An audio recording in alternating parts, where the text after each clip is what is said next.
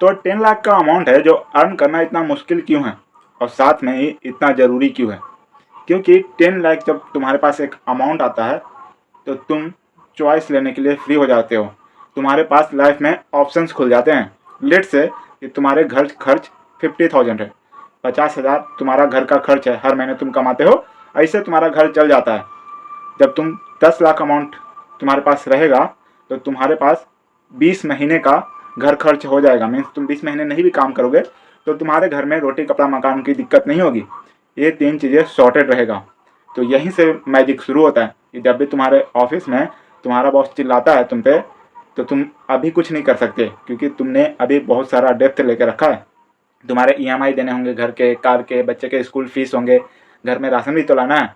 तो तुम बॉस की गाली खा लोगे। बट तुम्हारे पास जब 10 लाख रुपए अकाउंट में रहेंगे, 10 लाख रुपए इन्वेस्टेड रहेंगे, चाहे वो PF हो या म्यूचुअल फंड में हो, जिसमें भी हो, तो तुम बॉस की नहीं सुनोगे।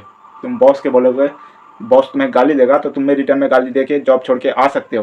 क्योंकि तुम्हें पता है कि तुम इतने नल्ले निकारे नहीं हो कि तुम दूसरा जॉब नहीं ढूंढ सकते हो। कुछ टाइम पीरियड में, 6 महीने के पीरियड में तुम नए जॉब ढूंढ लोगे या फिर नया कुछ कर सकते हो।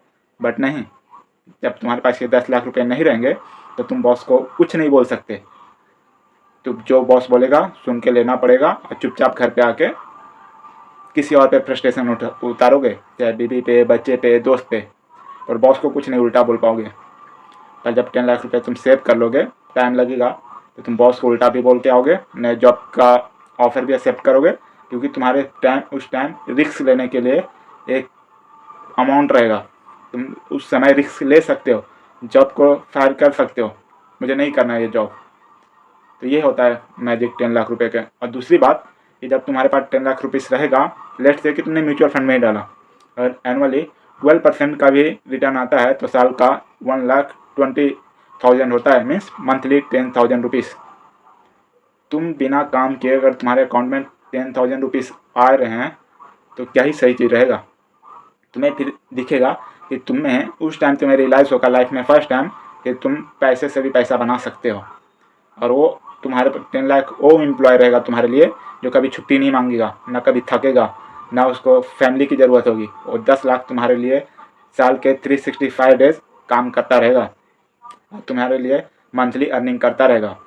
और इसमें अगर कंपाउंडिंग भी ऐड कर दे तो तुम्हारा सैलरी साल में कितनी बार इंक्रीमेंट होता है?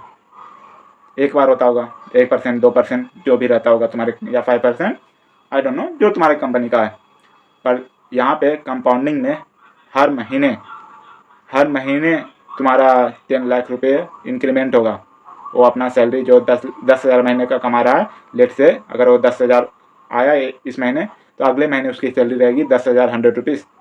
मीन्स हर महीने उसकी सैलरी इंक्रीमेंट होगी। ये तुम्हारे साथ नहीं होता, वो 10 लाख रुपये के साथ होगा। मीन्स तुम पहली बार लाइफ में देखोगे कि पैसे से पैसा बन रहा है और साथ ही तुम्हारा पैसा तुम्हारे लिए पैसे कमा के दे रहा है। इसके लिए तो कहते हैं जिसके पास पैसा होता है उसके पास और पैसा आता है, पैसे से ही पैसा आता है। गरीब गरीब बनता जाता है और अमीर अमीर बनता जाता है। क्यों? क्योंकि अमीर के पास पैसे होते हैं और वो पैसे को काम पे लगाते हैं, ना कि खुद का टाइम देते हैं किसी को।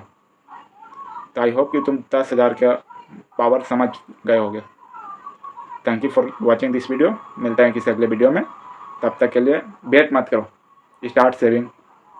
और सेविंग का सबसे बेस्ट रूल है कि तुम सोचोगे कि मंथली एक्सपेंसेस खर्च करके मैं इनमें पैसे निकालूँ सेव करने के लिए, तो कभी नहीं होगा। तुम्हें पहले सेव करना होगा, जो भी अमाउंट तुम डिसाइड करो।